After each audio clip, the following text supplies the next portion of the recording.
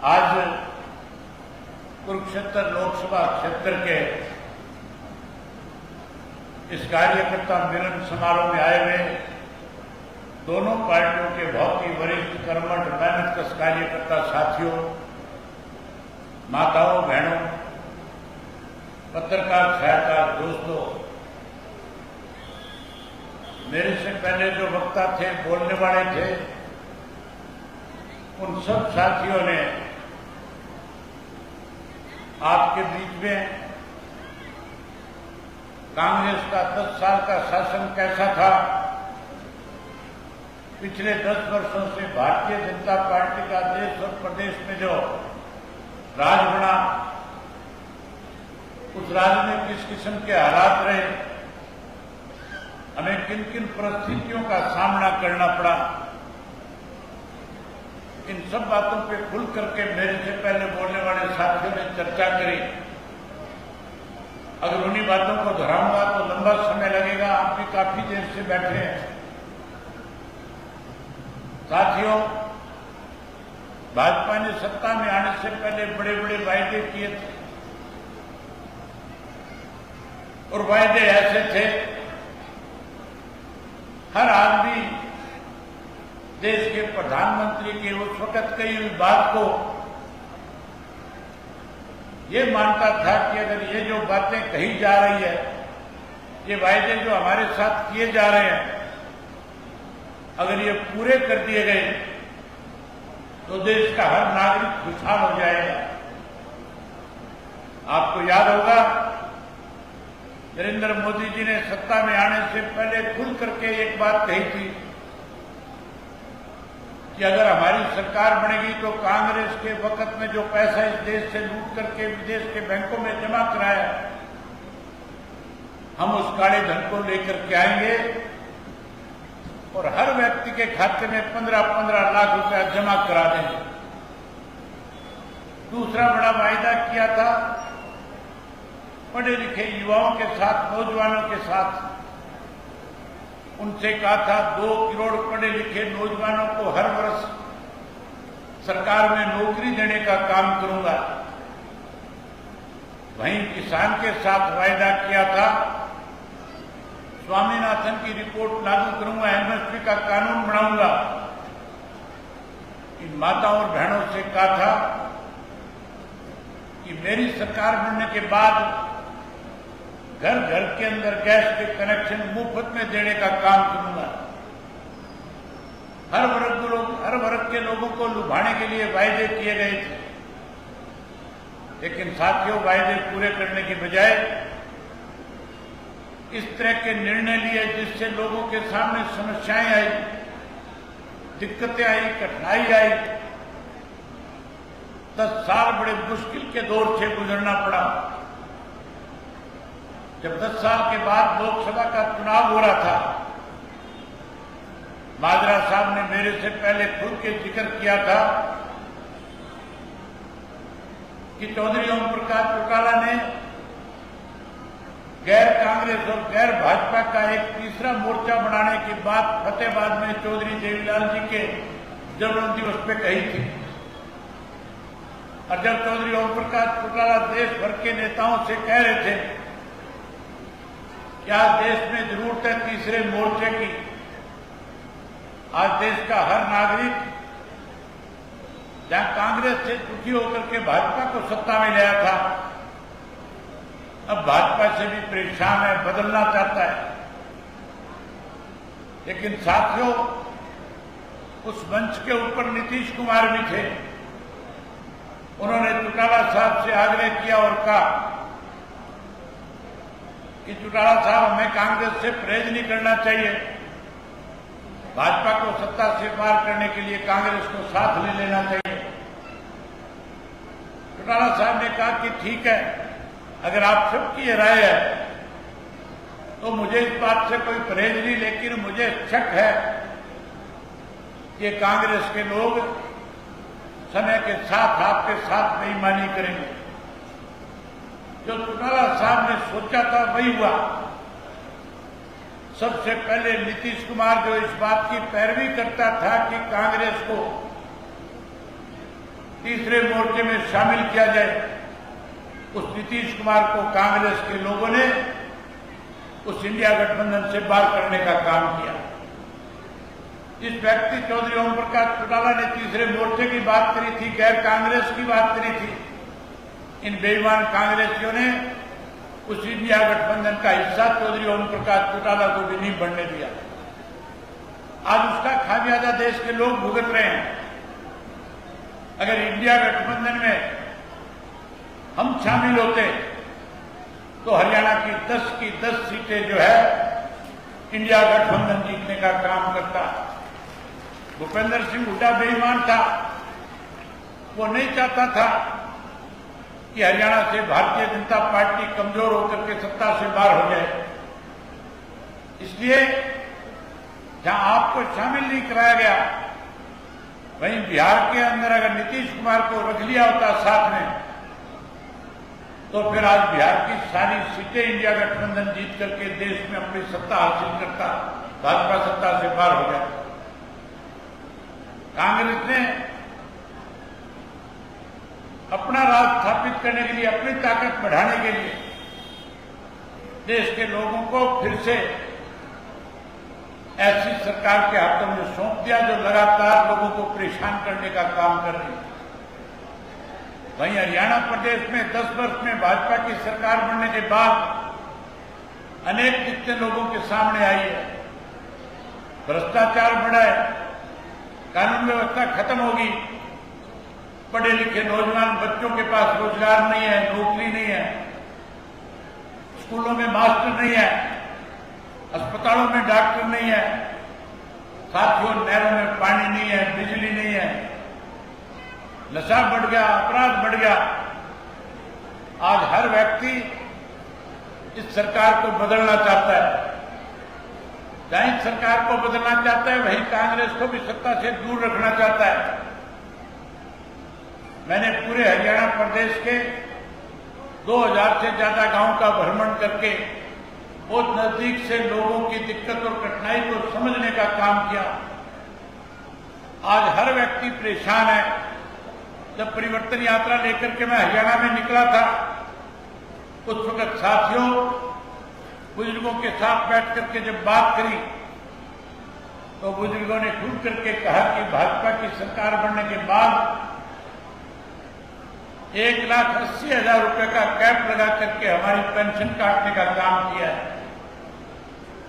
पढ़े लिखे नौजवानों से मिला, उन्होंने कहा कि सरकारी नौकरी नहीं है, रोजगार नहीं है, इसलिए मजबूर होकर के जमीन बेच करके विदेशों में जाने के लिए मजबूर होना पड़ता है। माताओं और बहनों से मिला, पूछा क्या हाल है, कहने लगी पीने का पानी नहीं है, हमारे बच्चे स्कूलों में कैसे पढ़े, मास्टर नहीं है, गांव के अंदर अगर डिस्पेंसरी है, हॉस्पिटल है, डॉक्टर नहीं है, दवाइयां नहीं है। और आगे से यह भी कहा कि हमारे साथ धोखा किया गया, गैस का सिलेंडर मुफ्त देने की बात कही, महंगा कर दिया। हर व्यक्ति दुखी था, परेशान था। हर कोई कहता था हम दोबारा से चौधरी देवीलाल की नीतियों की सरकार बनाना चाहते हैं। साथियों, समय आ गया चौधरी देवीलाल जी की नीतियों को और साहब काशीराम के संघर्ष को आगे बढ़ाने का। अब चुनाव है, इस चुनाव के अंदर अगर आप इंडियन नेशनल लोकदल पार्टी और बहुजन समाज पार्टी को सत्ता में लेकर के आते हो, तो पूरे देश में एक संदेश जाएगा कि इस देश का किसान और मजदूर इकट्ठा होकर के जिसने अपनी मेहनत से इस देश को बड़ा निर्माता बनाने का काम किया, जिसने दिन रात मेहनत करके जहां बड़े बड़े कारखाने स्थापित करा दिए, हवाई अड्डे बना दिए, रेलवे स्टेशन खड़े कर दिए, जिन मजदूरों ने, किसानों ने मिलकर के इस देश को अनाज में आत्मनिर्भर बना दिया, अब उस देश का मतदाता जो है, उस देश का किसान और मजदूर इस बात के लिए भी जागृत हो चुका है कि जब देश का निर्माण हम कर सकते हैं, तो फिर देश के अंदर सत्ता पे काबिज होकर के राज क्यों नहीं कर सकते। अब राज बनाने का समय, अगर हरियाणा में इसकी शुरुआत करोगे तो पूरे देश में संदेश जाएगा और पूरे देश में आगे आने वाले लोकसभा के चुनाव में बदलाव होगा। बहन मायावती इस देश की प्रधानमंत्री बनकर के इस देश को आगे ले जाने का काम करेंगे। आज साथियों, चाहे भारतीय जनता पार्टी है चाहे कांग्रेस के लोग हैं, लगातार लोगों को लुभाने में लगे हुए हैं। बड़े बड़े वायदे करते हैं, कहते हैं हम सत्ता में आएंगे, सत्ता में आने के बाद लोगों को सुविधाएं प्रदान करेंगे। मुझे पता है लोगों के सामने किस किस्म की दिक्कतें हैं, क्योंकि मैं गांव-गांव में गया हूं, शहर और कस्बों में लोगों से मिला हूं। ये लोग केवल अखबारों तक सीमित हैं, इनको नहीं पता इस बात का कि लोगों की आज क्या क्या मुश्किलें हैं। अगर किसी को मुश्किलों का हरियाणा के लोगों की का पता था तो याद करो, चौधरी देवीलाल ने न्याय युद्ध करके हरियाणा प्रदेश के एक एक गांव में जाकर के लोगों को बुनियादी सुविधा कैसे दी जाए, उसके लिए उन्होंने सन 1987 में समस्त हरियाणा सम्मेलन जब जींद में किया था, उस समस्त हरियाणा सम्मेलन में चौधरी देवीलाल ने लोगों से कहा था कि बूढ़ो मर मत जाइयो, 100 रुपया माहवार पेंशन करूंगा। चौधरी देवीलाल ने वायदा किया था और कहा था 10-10 हजार के कर्जे माफ करूंगा। चौधरी देवीलाल ने वायदा किया था गरीब की बेटी की शादी में 5100 रुपये कन्यादान के दूंगा। चौधरी बंसीलाल कह रहा था यह संभव नहीं है, सरकारी खजाने से पैसा दिया नहीं जा सकता। चौधरी देवीलाल ने कहा कानून बनाऊंगा। जब आप लोगों ने सत्ता सौंपी तो चौधरी देवीलाल ने अपने कैबिनेट सेक्रेटरी से कहा जाओ एक प्रस्ताव लिख करके लेके आओ, पहली पंक्ति में लिखो 2 रुपया पेंशन, उसके नीचे लिख करके लेकर के आओ किसान का, मजदूर का, छोटे दुकानदार का 10,000 रुपये तक का कर्जा माफ, और निचली पंक्ति में लिखो 5100 रुपये गरीब की बेटी को कन्यादान।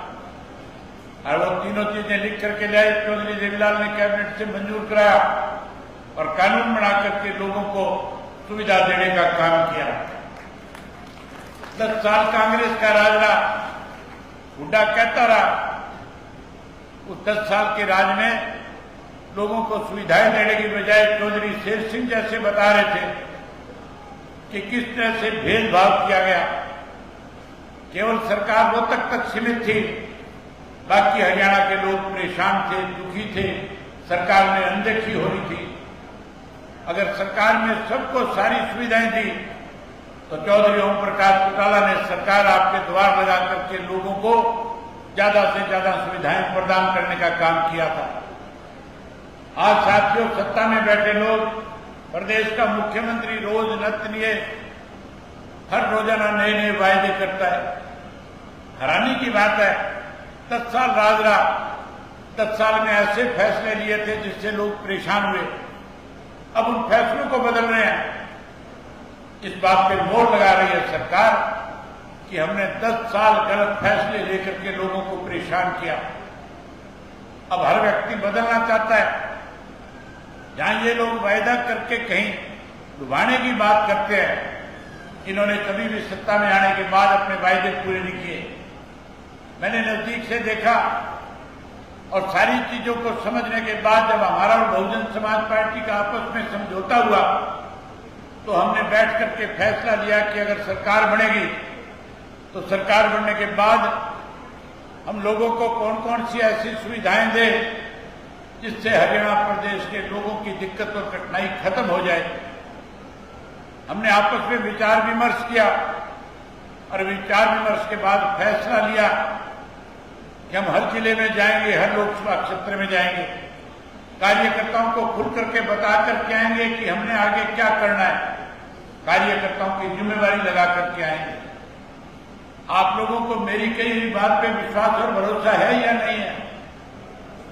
आप ये उम्मीद मुझसे करते हो कि सरकार बनने के बाद जो वायदा आज आपके बीच में करके जाएंगे, जो हरियाणा की जनता तक आप लेकर के जाओगे, क्या आप मेरे पे ये भरोसा करते हो कि मैं उन सब वायदों को पूरा करने का काम करूंगा?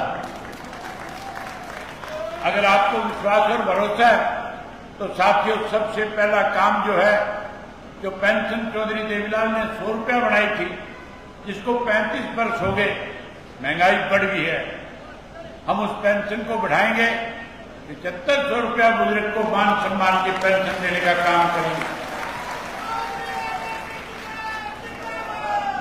जहां पेंशन बढ़ाएंगे, पेंशन सम्मान पेंशन देंगे, वहीं साथियों अब तो 60 वर्ष के बुजुर्ग को पेंशन मिलती है।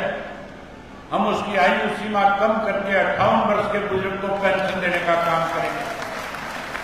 अगर सरकार में कर्मचारी 58 वर्ष की आयु में रिटायर होता है तो फिर हम अपने बुजुर्गों को मान सम्मान के रूप में 65 वर्ष अपने 58 वर्ष की आयु में उनको पेंशन का पैसा देंगे।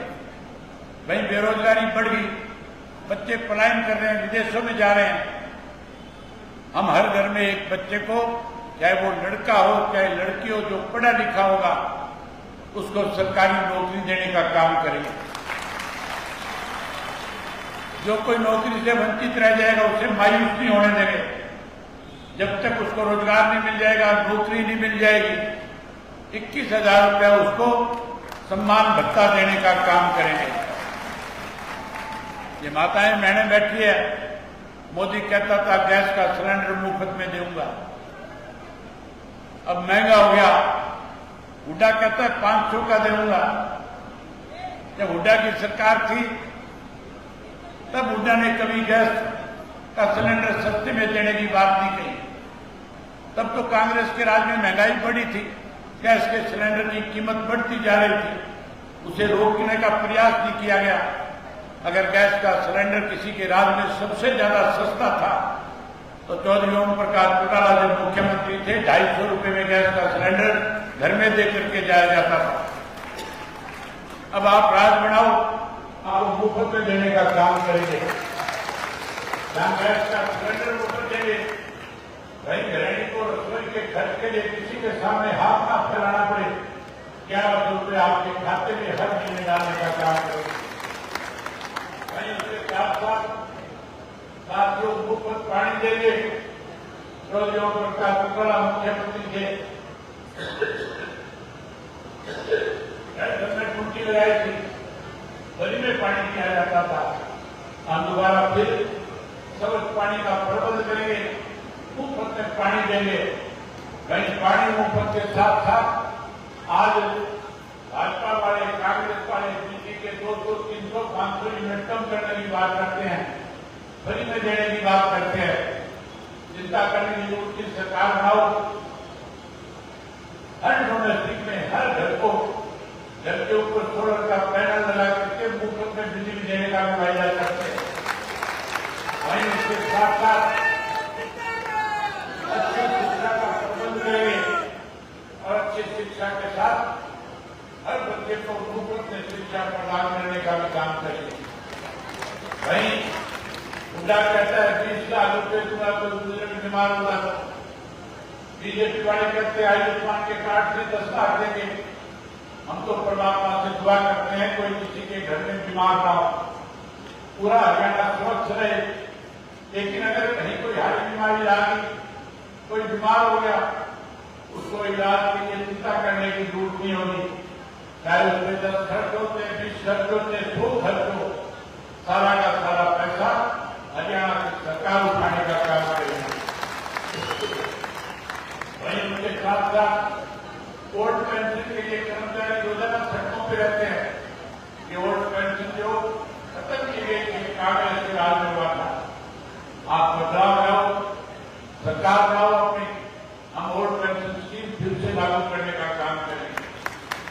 आज साथियों हालात इसको समझते हैं कि किस तरह से बैकवर्ड को, किस तरह से शेड्यूल कास्ट के लोगों को नौकरी से वंचित किया जाए। इसलिए सरकार सरकारी नौकरी पक्की निकालने की बजाय आज कौशल रोजगार योजना के तहत भर्तियां कर रही है। इससे सबसे बड़ा नुकसान जो है वो बैकवर्ड क्लास के लोगों का है, शेड्यूल कास्ट के लोगों का है, क्योंकि उसमें कोई रिजर्वेशन नहीं है। हम सफाई नौकरी का बंदोबस्त करेंगे। 2 लाख को नौकरियां आज हरियाणा प्रदेश के अंदर पर खाली पड़े हैं। आते ही सबसे पहले 6 महीने में उनको भरने का काम करेंगे। हम सफाई नौकरी देंगे और खास करके आंगनबाड़ी वर्कर, आशा वर्कर और सफाई का जो कर्मचारी है पहली तरफ से उनको पक्का करने का भी काम करेंगे। वहीं उसके साथ साथ 400 गज के प्लाट देंगे। आज अखबारों में आपने पढ़ा होगा, पिछले दिनों मुख्यमंत्री कह रहा था कि हम शहर में रहने वाले को 30 गज का प्लाट देंगे, हम कोई कस्बे में रहने वाले उसको 50 गज का देंगे, गांव में रहने वाले को 100 गज का देंगे। इस तरह से हरियाणा प्रदेश के लोगों के साथ भेदभाव करने की बात कही जाती है, चिंता करने की जरूरत नहीं।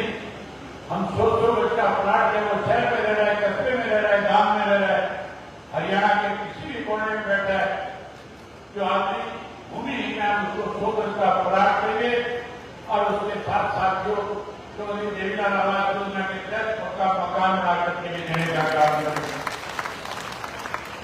आज पोर्टल से हर कोई दुखी है, आज हर कोई चाहता है पोर्टल बंद कर दिए जाए। आप लोग दुखी हो कि नहीं हो पोर्टल से? पोर्टल बंद करवाना चाहते हो कि नहीं करवाना चाहते?